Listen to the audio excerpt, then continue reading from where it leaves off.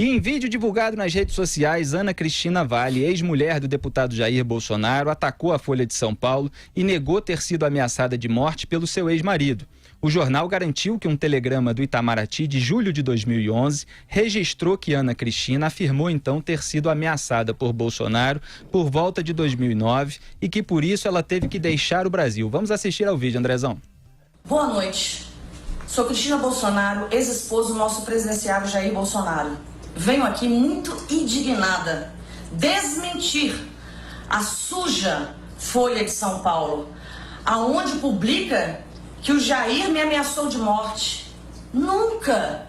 Pai do meu filho, meu ex-marido, ele é muito querido por mim e por todos. Ele não tem essa índole para poder fazer tal coisa. Bom pai, bom ex-marido, foi um bom marido também. Espero que vocês acreditem que essa mídia suja só quer denegrir a imagem dele, porque ele está em primeiro lugar nas pesquisas e assim vai ficar, porque eu acredito que ele ganha em primeiro turno. Espero que vocês acreditem também. Então fica aqui meu recado. Mídia suja, não adianta. Nada vai fazer com que ele caia. Ele está em pé depois de tudo que aconteceu e vai continuar. E vai chegar à presidência, se depender de mim. Obrigada. Aí a ex-mulher do Jair Bolsonaro, Ana Cristina Vale. E segundo a Folha, aspas, integrantes de campanhas rivais à de Bolsonaro avaliam que a revelação de que uma ex-mulher dele disse ao Itamaraty ter fugido do país após ter sido ameaçado de morte em 2009 pode cristalizar a rejeição do capitão reformado entre as mulheres. Fecho aspas. Não sei se o eleitorado vai querer se meter aí em briga entre homem e mulher. O que eu comentei aqui ontem foi que houve um disse-me-disse para haver esse registro da informação de ameaça. Então, o então embaixador do Brasil foi quem registrou aqueles supostos fatos no telegrama, só que ele ouviu esse relato do vice-cônsul lá da Embaixada Brasileira de Oslo, na Noruega, que teria falado, esse vice-cônsul não foi identificado, não tem o nome dele na matéria original, e ele teria falado com a ex-mulher do Bolsonaro. A ex-mulher do Bolsonaro com o marido nega que falou com ele, disse que ele falou com o marido norueguês, e ela disse que perguntou ao marido norueguês se ele falou em qualquer coisa sobre ameaça, e o marido norueguês disse que não falou sobre isso em momento nenhum. Então, só para deixar claro de onde veio a informação. E quero deixar claro pela enésima vez, eu não faço crítica, ataque institucional a veículo de comunicação nenhum. Eu aqui explico o conteúdo da matéria, muita gente se deixa levar pelo título, o título, obviamente, é muito mais impactante que o decorrer da matéria. Então, por isso que eu analisei a matéria e acho, sim, que certas informações que vieram no final, veio no 20º parágrafo, por exemplo, as declarações da Ana Cristina Vale, eu acho que elas deveriam ter vindo mais acima da matéria. E era exatamente sobre isso que eu estava falando ontem aqui. Nem entrei no mérito de se isso deve virar notícia ou não, a existência do telegrama. Eu só acho que quando uma pessoa que fez a acusação nega que fez, e essa acusação foi fruto de um telefone sem fio, que a gente não sabe direito se tem fio ou não, é preciso haver um certo cuidado maior. Então é essa a minha crítica muito específica. José Maria Trindade, o que você achou disso tudo? Olha, isso repercutiu muito, né? Principalmente por ser uma pessoa ligada diretamente a Bolsonaro, que está sofrendo agora, numa parte muito importante da campanha, né? Ataques de uma fatia importante do eleitorado. Afinal, as mulheres são maioria entre os eleitores brasileiros. Esta posição da candidata Cristina mostra que, pelo menos, não há nada oficialmente acusando Jair Bolsonaro de qualquer tipo de violência ou ameaça. Não há nenhuma explicação do Itamaraty e aqui o Ministério das Relações Exteriores, né, sobre este comunicado, essa comunicação interna dela. O fato é que ela é candidata a deputada federal pelo Rio de Janeiro e usa o nome Bolsonaro, que afinal virou uma franquia, né? Bolsonaro tem filho e esposa e ex-esposa para tudo quanto é lado, inclusive deputado federal em São Paulo. Então, a indicação é de que não há, pelo menos formalmente, nenhuma queixa contra Bolsonaro, e ela até, né, nesta peça, demonstra estar ligada a ele politicamente. Bom, eu acho, vou fazer o resumo da ópera aqui que basicamente reprisa o que eu resumi ontem, depois que o Felipe leu a matéria publicada pela Folha, em que fica claro o seguinte: não é o Itamaraty que diz alguma coisa. Foi um vice-cônsul que escreveu, um vice-cônsul informou ao embaixador, depois de provocado pelo embaixador, sei lá, ele escreveu, passou a seguinte informação, que a ex-mulher do Bolsonaro teria saído do país por ter sofrido ameaças de morte. Aí a própria reportagem, os autores da reportagem dizem que o cônsul conversou com o marido norueguês. Fica claro na matéria que ele não conversou com a mulher do Bolsonaro, portanto ela não foi ouvida por esse cônsul. A informação não é do Itamaraty, é de funcionários que nem foram cobrados. A ex-mulher do Bolsonaro nega que tem havido ameaça de morte, portanto não saiu do país por isso. E isso aparece, ele gravou esse vídeo, e essa resposta, esse desmentido, aparece como uma coisa secundária ali no canto, como o outro lado. Exatamente, falando. Eu queria comentar sobre esse aspecto. A matéria, se dirigisse o jornal, seria no máximo, primeiro não seria manchete, nem sonhando. Seja quem for o envolvido, não é manchete. Você tem que dizer o quê? No máximo, mulher de Bolsonaro desmente documento do Itamaraty. Exato. E depois conta a verdade. Agora, é o seguinte: se isso não for o que se chama agora de fake news, e que é a velha mentira, agora com nome em inglês, eu não sei o que é. Isso é fake news. E o complemento da primeira nota do roteiro nosso aqui, lida pelo Felipe, diz tudo. Integrantes de campanhas rivais a de Jair Bolsonaro avaliam que a revelação de que uma ex-mulher dele disse ao Itamaraty ter fugido do país pode cristalizar a rejeição. Olha, isso é tratar os brasileiros como um bando de idiotas. Os jornalistas não apuraram a matéria como deveriam ter feito. Exatamente, porque senão teria o nome não do apuraram, que não tem, teriam falado com ele que não falaram. É o seguinte, aí volto à história do Fernando Henrique Cardoso e o suposto filho, que ele teria, depois se viu que não era dele, porque é exemplar. Quando me cobrava, eu era diretor de redação, e o filho do Fernando Henrique? Não posso dar, porque a mãe, que é a Miriam Dutra, da criança, nega que o pai seja o Fernando Henrique. Ela diz que se for publicada essa notícia, ela vai mostrar a certidão de nascimento em que um amigo dela assume a paternidade. Foi por isso que não saiu. E se tivesse saído, seria uma tremenda barriga, porque o exame mais feito anos depois, demonstrou que o DNA não correspondia ao dele, não era dele. Então, ao negar, ela estaria certa, dizendo, não é ele o pai.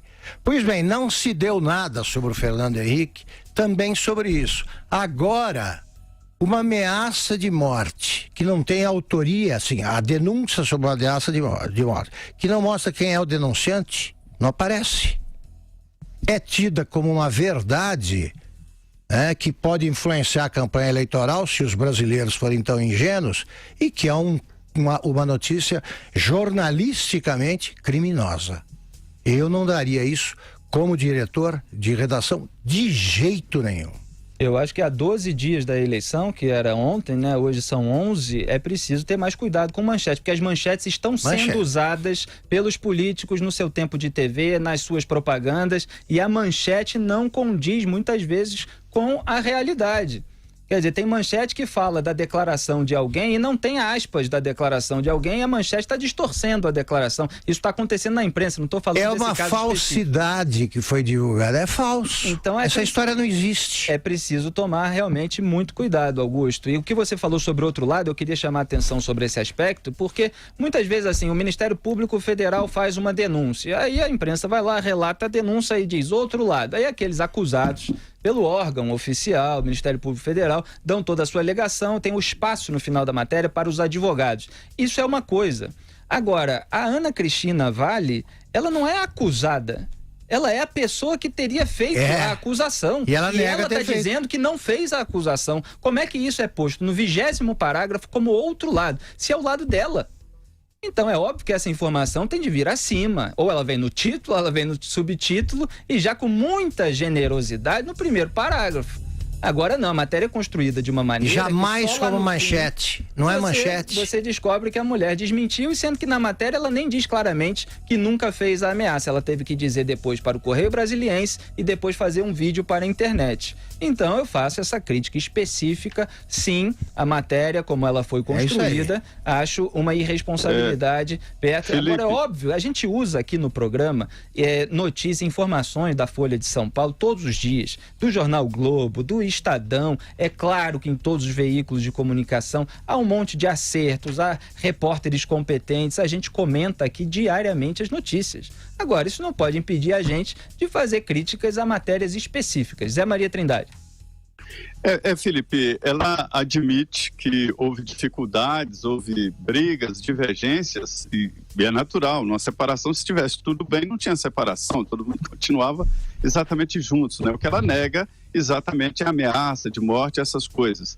Houve aqui um certo entendimento que poderia ter sido usado isso para facilitar a entrada dela na Noruega, né, como refugiada, alguma coisa, mas isso também não foi confirmado e não se confirmou.